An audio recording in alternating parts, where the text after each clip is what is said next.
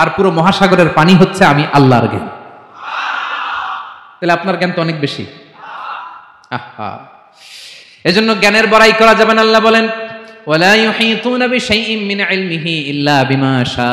আল্লাহ যতটুকু জানান ততটুকুই আমরা জানি, তিনি যে কত জানেন আমাদের কোনো ধারণা নাই। ঠিক কিনা বলেন? কয়টা গেল? 7টা। আর রইল কয়টা?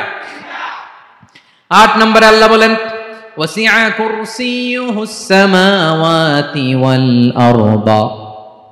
তার কুরসি আকাশ জমিন বিস্তৃত।